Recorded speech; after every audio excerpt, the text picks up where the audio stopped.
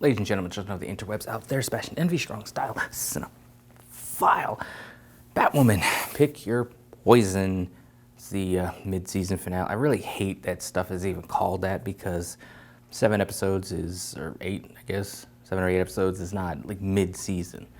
So that's just stupid, unless the episode count is like 16 and not 22, 23, 24 that the episode count usually is for a full season. Remains to be seen. But this is to kind of, these episodes serve to stack the deck against our heroes, our main characters, kind of shake up the status quo and have them essentially get beat down by the big bad. That's what it typically has been for Arrow and the Flash in the past, where the big bad just comes in and just lays waste to the hero. We saw it with the Dark Archer in the first season of Arrow, with Reverse Flash in the first season of Flash, and then with Zoom, and then with Savitar, etc., etc. That's just what the episode is here to do. So this episode, the big bad that kind of leaves the team reeling, is both Marcus and Mary, who is becoming more of her true self, as is Marcus. This episode was the best laid plans of our heroes and also Jada to kind of help the people that they care about and get the people that they care about back to their normal selves, and those people kind of rejecting their vision of normalcy and finding their own, like, inside them, which is I guess admirable, that they're not wanting people to kind of put them in a box or kind of assume that they should be a certain way or act a certain way. They're being true to themselves. It's just their true selves is evil. So that's kind of a downside of it. So the episode opens up with Ryan agreeing to meet with Marcus. Marcus gets kidnapped by Jada. It was all set up so they can take him away, put him on ice until a cure is found for his condition that was apparently brought on by the Joker. Joy buzzing his head as a kid, his frontal lobe. Affected his whole mind, made him sociopathic, psychotic, all those sorts of things. Gave him some issues.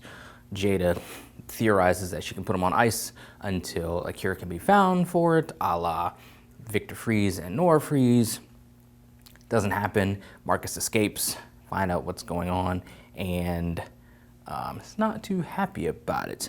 As payback for helping with the Marcus situation, Jada was going to provide the cure for Mary. Marcus steals it and blackmails Ryan into resigning from Wayne Enterprises, and thus making him CEO to do whatever it is he's going to do. He's just going to have fun, as he puts it. He said all the people trying to take down the Joker, Joker looked like he was the only person having fun doing what he was doing. Ryan comes to Wayne Enterprises to talk to Marcus after he just beats down Luke, and tries to get him to, I guess, feel bad about what's going on and apologize for turning on him, etc., etc.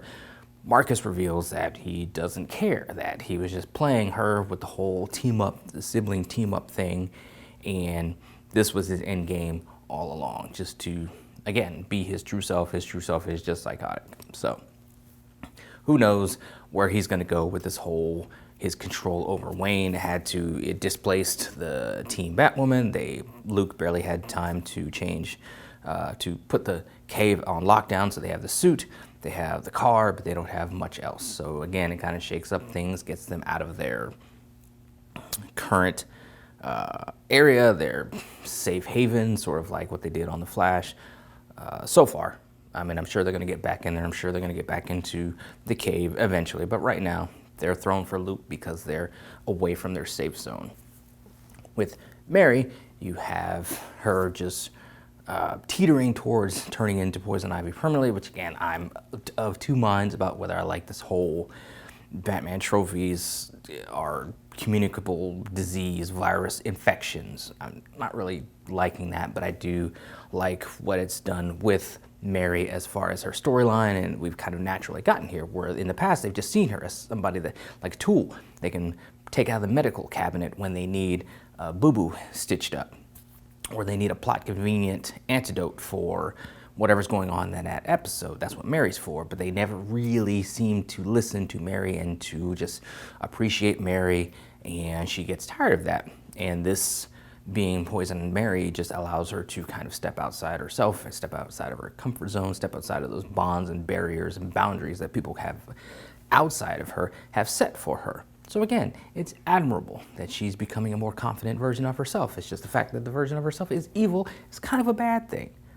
So she and Alice scheme to, because we know why Alice is hanging around now, is to get the nanobots out of her. They go to a bar, they find some drunks who have the same blood type as Mary to facilitate transfusion. It happens. Mary kind of remembers some of the transgressions that Alice did to her. And I don't know why it didn't occur to me in the last video until I saw somebody say it on message boards that if Mary is against people doing bad to her, why is she going off with Alice when Alice killed her mom, did other things to her, which she kind of recalls in this, how Alice got her messed up with Nocturna and just some other things.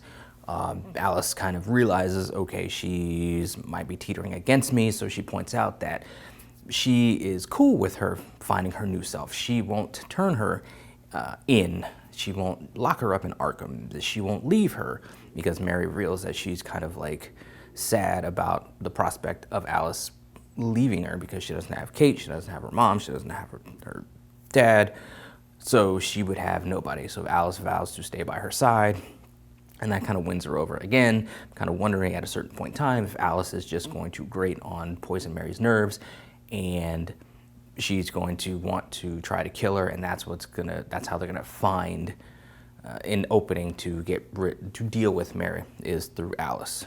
But when Ryan shows up with the cure, Mary goes full on Poison Mary, ties up Ryan's hand with vines and forces her to crush the antidote. So she's just fully gone. And Sophie and Luke kind of lament about their failures earlier in the episode. Next thing you know, Sophie and Ryan are kind of lamenting about their failures in the episode. That Sophie's like, we shouldn't give up on Mary. And then Ryan's like, well, I think Mary gave up on us. So it is what it is. Ryan is sorry to Luke for losing Wayne Enterprises, but Luke's like, hey, if it's, it was a risk done for Mary, which is worthwhile. Like, she's our friend. Her and Luke are going to be something of an item at some point in time. We're going down this road. It's slow burn right now, but we're going down that road. We all know it. So I'm fine with that.